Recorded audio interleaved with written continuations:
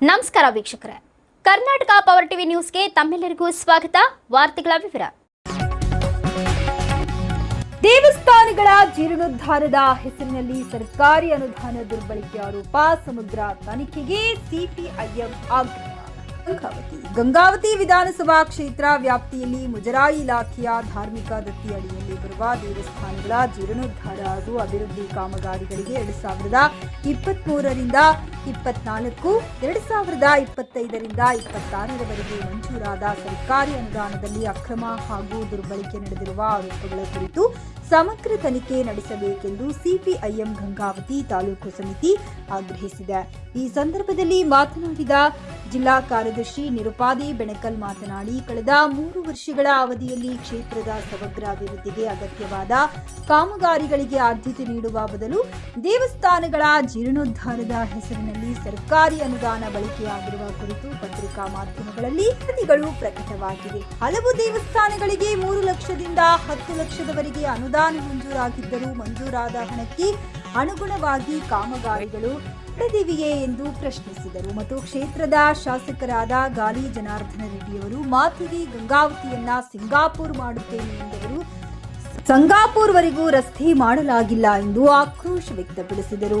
ಜಿಲ್ಲಾ ಕಾರ್ಯದರ್ಶಿ ಮಂಡಳಿ ಸದಸ್ಯ ಬಸವರಾಜ್ ಮರಕೊಂಡಿ ಮಾತನಾಡಿ, ಕಾಮಗಾರಿ ಪೂರ್ಣಗೊಳಿಸದೆ ಹಣ ಪಾವತಿಸಲಾಗಿದೆಯೇ, ಕಳಪೆ ಕಾಮಗಾರಿ ನಡೆಸಿ ಸಂಪೂರ್ಣ ಅನುದಾನ ಬಳಸಲಾಗಿದೆಯೇ, ಮಂಜೂರಾದ ಹಣ ನಿಜವಾಗಿಯೂ ದೇವಸ್ಥಾನಗಳ ಅಭಿವೃದ್ಧಿಗೆ ಬಳಕೆಯಾಗಿದೆಯೇ ಎಂಬುದನ್ನು ಅಧಿಕಾರಿಗಳು ಸ್ಪಷ್ಟಪಡಿಸಬೇಕು.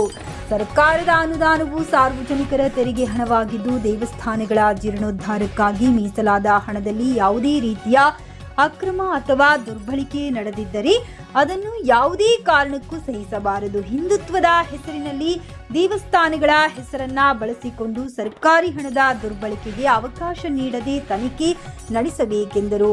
ತಾಲೂಕು ಕಾರ್ಯದರ್ಶಿ ಹುಸೇನ್ ಪಾಕಿ ಮಾತನಾಡಿ, ಗಂಗಾವತಿ ವಿಧಾನಸಭಾ ಕ್ಷೇತ್ರ ವ್ಯಾಪ್ತಿಯಲ್ಲಿ 2023, 24ರಿಂದ 2025, 26ರವರೆಗೆ ದೇವಸ್ಥಾನಗಳ ಜೀರ್ಣೋದ್ಧಾರಕ್ಕೆ ಮಂಜೂರಾದ ಎಲ್ಲ ಅನುದಾನ ಕಾಮಗಾರಿಗಳ ದಾಖಲೆ, ಬಿಲ್ಗಳು ಹಾಗೂ ವಾಸ್ತವಿಕ ಕಾಮಗಾರಿಗಳ ಕುರಿತು ಸ್ಥಳ ಪರಿಶೀಲನೆ ನಡೆಸಿ ಸಮಗ್ರ ತನಿಖೆ ಕೈಗೊಳ್ಳಬೇಕು.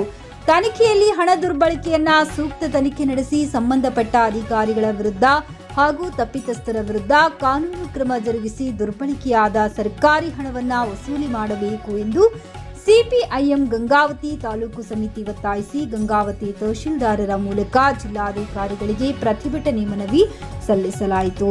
ಈ ಸಂದರ್ಭದಲ್ಲಿ ಜಿಲ್ಲಾ ಕಾರ್ಯದರ್ಶಿ ನಿರುಪಾದಿ ಬೆಣಕಲ್, ಕಾರ್ಯದರ್ಶಿ ಮಂಡಳಿ ಸದಸ್ಯರಾದ ಬಸವರಾಜ್ ಮರಕೊಂಡಿ, ತಾಲೂಕು ಕಾರ್ಯದರ್ಶಿ ಹುಸೇನಪ್ಪ ಕೆ, ಜಿಲ್ಲಾ ಸಮಿತಿ ಸದಸ್ಯರಾದ ಮಂಜುನಾಥ್ ಡಗ್ಗಿ, ಕೃಷ್ಣಪ್ಪ ಮುತ್ತಣ್ಣ ದಾಸನಾಳ್, ಮುಖಂಡರಾದ Durgappa Dasanal, Durgesh KSFC, Manjunath Nayak, Balaji Challari, Sharif M P, Darshan Hoskere, Maruti Vithalapur ಸೇರಿದಂತೆ ಪಕ್ಷದ ಕಾರ್ಯಕರ್ತರು ಉಪಸ್ಥಿತರಿದ್ದರು.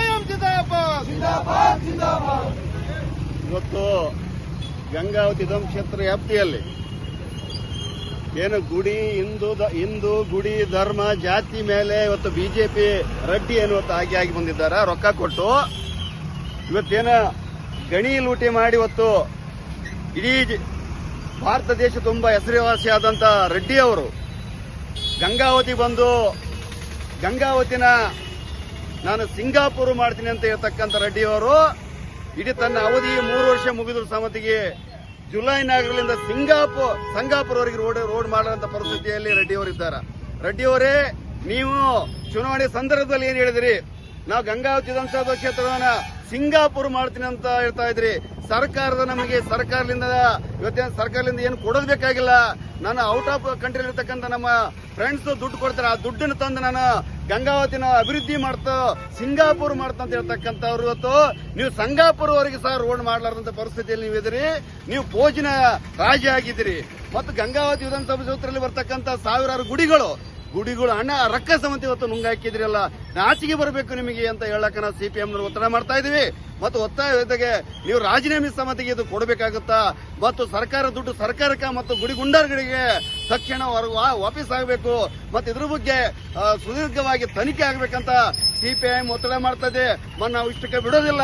ಶಾಸಕರೇ, ನೀವೇನು ಇವತ್ತು ನಾವು ಆ ತರ ಪಾರದರ್ಶಕವಾಗಿ ಹಂಗ ಆಡಳಿತ ಮಾಡ್ತೀವಿ ಹಿಂಗ ಆಡಳಿತ ಮಾಡ್ತೀವಿ ಅಂತಂದು ನೀವು ಇವತ್ತೇನೋ ಪೇಪರ್ನಲ್ಲಿ ಇರತಕ್ಕಂತ ನೀವು ಪೇಪರ್ ರಾಜ್ಯಗಳಾಗಿದ್ರಿ. ಜನಸಾಮಾನ್ಯರಿಗೆ ಸಿಗಲಾರದಂತ ವ್ಯಕ್ತಿ ಆಗಿದ್ರಿ. ನಿಜವಾಗ್ಲೂ ಕಾರ್ಮಿಕರು ನಿಮ್ಮ ಮೇಲೆ ವಿಶ್ವಾಸ ಇಟ್ಟಿದ್ದೀವಿ, ಕೂಲಿಕಾರರು ವಿಶ್ವಾಸ ಇಟ್ಟಿದ್ದೀವಿ.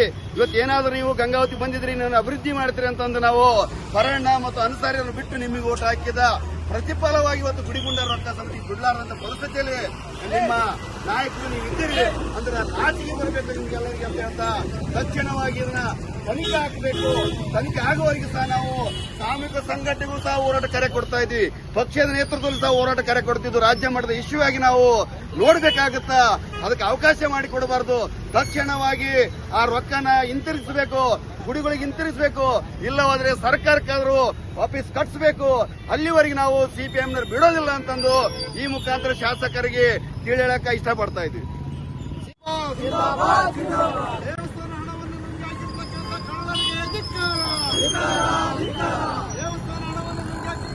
ಕಳ್ಳರಿಗೆ ಧಿಕ್ಕಾರ, ಬೇಕೇ ಬೇಕು.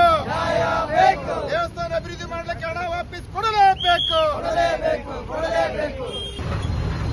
ಸಂಗತಿಗಳೇ, ಇವತ್ತು ಭಾರತ ಮಾರ್ಕ್ಸ್ವಾದಿ ಕಮ್ಯುನಿಸ್ಟ್ ಪಕ್ಷದ ತಾಲೂಕು ಸಮಿತಿ ನೇತೃತ್ವದಲ್ಲಿ ಹೋರಾಟಕ್ಕೆ ಬಂದಿರುವಂತಹ ಎಲ್ಲ ನನ್ನ ಪಕ್ಷದ ಪದಾಧಿಕಾರಿಗಳೇ ಹಾಗೂ ಇವತ್ತು ಈಗ ಇಡೀ ಪೇಪರು ಮತ್ತು ಟಿವಿ ಮಾಧ್ಯಮದ ಇವತ್ತು ಇಡೀ ಗಂಗಾವತಿ ಕ್ಷೇತ್ರದಲ್ಲಿ ಹಲವಾರು ದೇವಸ್ಥಾನಗಳ ಹಣವನ್ನು ಆರಾಧನಾ ಸ್ಕೀಮ್ನಲ್ಲಿ ಇವತ್ತು ದೇವಸ್ಥಾನಕ್ಕಾಗಿ ಬಂದಿರುವಂತಹ ಹಣವನ್ನು ಇವತ್ತು ಆ ದೇವಸ್ಥಾನಕ್ಕೆ ಕಟ್ಟಡ ಇರಬಹುದು ಅಥವಾ ಗುಡಿಗಳನ್ನ ಕಟ್ಟೋದಿರ್ಬೋದು, ಆ ದೇವಸ್ಥಾನ ಅಭಿವೃದ್ಧಿ ಮಾಡಲಿಕ್ಕೆ ಇರ್ಬೋದು, ಹಾಗೂ ಕಂಪೌಂಡ್ಗಳನ್ನು ಇರಬಹುದು.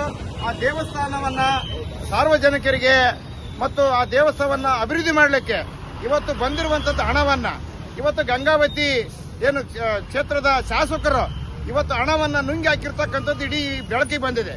ಇವತ್ತು ಭಾರತ ಮಾರ್ಕ್ಸ್ವಾದಿ ಕಮ್ಯುನಿಸ್ಟ್ ಪಕ್ಷ ಹೇಳೋದಿಷ್ಟೇ, ಇವತ್ತು ಆ ದೇವಸ್ಥಾನಕ್ಕೆ ಬಂದಂತ ಹಣವನ್ನ ವಾಪಸ್ ಕೊಡಬೇಕು ಮತ್ತು ಅದು ಅಭಿವೃದ್ಧಿ ಮಾಡಲಿಕ್ಕೆ ಆ ದುಡ್ಡನ್ನು ವಾಪಸ್ ಆಗಬೇಕು. ಈ ರೊಕ್ಕ ಯಾರು ನುಂಗಿ ಹಾಕಿದಾರ ಅವ್ರ ಮೇಲೆ ಕ್ರಿಮಿನಲ್ ಕೇಸ್ ದಾಖಲೆ ಆಗಬೇಕು. ಇದನ್ನ ಸರ್ಕಾರ ಗಂಭೀರವಾಗಿ ಪರಿಗಣಿಸಿ ಅವ್ರನ್ನ ಶಾಸಕ ಸ್ಥಾನದಿಂದ ಅವ್ರನ್ನ ಅಮಾನತುಗೊಳಿಸಬೇಕಂತಂದೇಳಿ ಭಾರತ ಮಾರ್ಕ್ಸ್ವಾದಿ ಕಮ್ಯುನಿಸ್ಟ್ ಪಕ್ಷ ಒತ್ತಾಯ ಮಾಡ್ತದೆ. ಈ ಪ್ರತಿಭಟನೆ ಇವತ್ತು ಗಂಗಾವತಿಯಲ್ಲಿ ಹಿಂದುತ್ವದ ಹೆಸರಿನಲ್ಲಿ ರಾಜಕಾರಣ ಮಾಡಿ ಹಿಂದೂಗಳನ್ನು ಕಂಟ್ರೋಲ್ ಮಾಡಿ ಮತ್ತು ಧಾರ್ಮಿಕ ದತ್ತಿ ಇಲಾಖೆ ಹಣವನ್ನು ದುರುಪಯೋಗಪಡಿಸಿಕೊಂಡು ಹಿಂದೂಗಳಿಗೆ ಅನ್ಯಾಯ ಮಾಡಿರ್ತಕ್ಕಂಥ ಇವತ್ತು ಗಂಗಾವತಿ ಬಿಜೆಪಿ ಶಾಸಕರಾಗಿರ್ತಕ್ಕಂಥ ಜನಾರ್ದನ್ ರೆಡ್ಡಿ ಅವರ ನಡೆಯನ್ನ ಖಂಡಿಸಿ ಸಿಪಿಎಂ ಪಕ್ಷದ ನೇತೃತ್ವದಲ್ಲಿ ಇವತ್ತು ಪ್ರತಿಭಟನೆಯನ್ನ ಮಾಡಲಾಗುತ್ತದೆ. ಈ ಪ್ರತಿಭಟನೆಗೆ ಬಂದಿರತಕ್ಕಂಥ ಪಕ್ಷದ ಜಿಲ್ಲಾ ಕಾರ್ಯದರ್ಶಿಗಳಾಗಿರ್ತಕ್ಕಂಥ ನಿರುಪಾದಿ ಬೆಣಕಲ್ರವರು ಮತ್ತು ನಮ್ಮ ಪಕ್ಷದ ಕಾರ್ಯದರ್ಶಿ ಮಂಡಳಿ ಸದಸ್ಯರಾಗಿರ್ತಕ್ಕಂಥ ಬಸವರಾಜ್ ಮರ್ಕುಂಬೆ ಅವರಿಗೆ ಗಂಗಾವತಿ ತಾಲೂಕು ಸಮಿತಿ ಪರವಾಗಿ ಸ್ವಾಗತ ಮಾಡ್ತಾ, ಅದೇ ರೀತಿಯಾಗಿ ಈ ಒಂದು ಪ್ರತಿಭಟನೆಗೆ ಬಂದಿರತಕ್ಕಂಥ ಪಕ್ಷದ ಎಲ್ಲ ಸದಸ್ಯರಿಗೆ ಮತ್ತು ಪಕ್ಷದ ಹಿತೈಷಿಗಳಿಗೆ ಪ್ರತಿಭಟನೆಗೆ ಬಂದಿರತಕ್ಕಂಥ ತಮ್ಮೆಲ್ಲರಿಗೂ ಮತ್ತೊಮ್ಮೆ ಈ ಒಂದು ಹೋರಾಟದ ಪರವಾಗಿ ಸ್ವಾಗತ ಮಾಡ್ತಾ, ಈ ಪ್ರತಿಭಟನೆಯನ್ನು ಉದ್ದೇಶಿಸಿ ನಮ್ಮ ಪಕ್ಷದ ಜಿಲ್ಲಾ ಕಾರ್ಯದರ್ಶಿಗಳಾಗಿರ್ತಕ್ಕಂಥ ಇವತ್ತು ಗಂಗಾವತಿ ವಿಧಾನಸಭಾ ಕ್ಷೇತ್ರದ ವ್ಯಾಪ್ತಿಯಲ್ಲಿ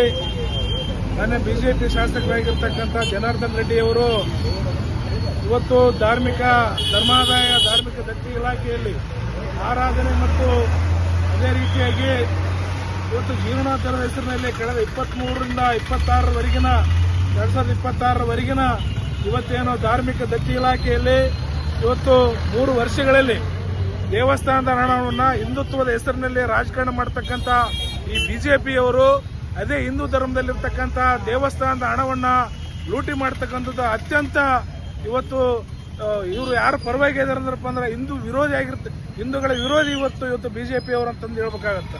ಹಂಗಾಗಿ ಇವತ್ತೇನು ಏನು ಹಗರಣ ನಡೆದೈತಿ, ಧಾರ್ಮಿಕ ದತ್ತಿ ಇಲಾಖೆಯಲ್ಲಿ ಏನು ಹಗರಣ ನಡೆದೈತಿ, ಆ ಹಗರಣವನ್ನ ಸಮಗ್ರ ತನಿಖೆ ನಡೆಸಿ ಈ ಒಂದು ಯಾರು ತಪ್ಪು ಮಾಡಿರೋ ಅವ್ರ ಮೇಲೆ ಕ್ರಮ ಜರುಗಿಸಬೇಕು. ಮತ್ತು ಅದೇ ರೀತಿಯಾಗಿ ಈ ಒಂದು ಘಟನೆಗೆ ನೈತಿಕ ಹೊಣೆ ಮತ್ತು ಬಿಜೆಪಿ ಶಾಸಕರಾಗಿರ್ತಕ್ಕಂಥ ಜನಾರ್ದನ್ ರೆಡ್ಡಿ ಅವರು ನೈತಿಕ ಹೊಣೆ ಮತ್ತು ರಾಜೀನಾಮೆ ಕೊಡಬೇಕಂತೇಳಿ ಭಾರತ ಕಮ್ಯುನಿಸ್ಟ್ ಪಕ್ಷ, ಮಾರ್ಕ್ಸ್ವಾದಿ ಸಿಪಿಎಂ ಪಕ್ಷ ಒತ್ತಾಯ ಮಾಡುತ್ತಾ ಈ ಒಂದು ಪ್ರತಿಭಟನೆಯನ್ನ ಕೊನೆಯದಾಗಿ ಮಂಜುನಾಥ್ ಹೆಗ್ಡೆ ಅವರು ಮಾತಾಡಿ ಪ್ರತಿಭಟನೆ ಮುಕ್ತಾಯ ಮಾಡಬೇಕಂತ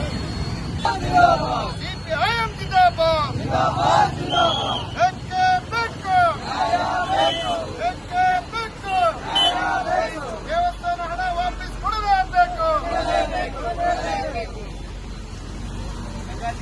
ಪ್ರತಿಭಟನೆಗೆ ಬಂದು ಭಾಗವಹಿಸಿರ್ತಕ್ಕಂಥ ನಿಮ್ಮೆಲ್ಲರಿಗೂ ಸಿಪಿಐಎಂನ ತಾಲೂಕು ಸಮಿತಿ ಪರವಾಗಿ ಧನ್ಯವಾದಗಳನ್ನು ತಿಳಿಸುತ್ತಾ ಈ ಪ್ರತಿಭಟನೆಯನ್ನು ಸಾಂಕೇತಿಕವಾಗಿ ಇಲ್ಲಿಗೆ ಮುಕ್ತಾಯ ಮಾಡಲಾಗುವುದು. ಎಲ್ಲರಿಗೂ ಧನ್ಯವಾದಗಳು.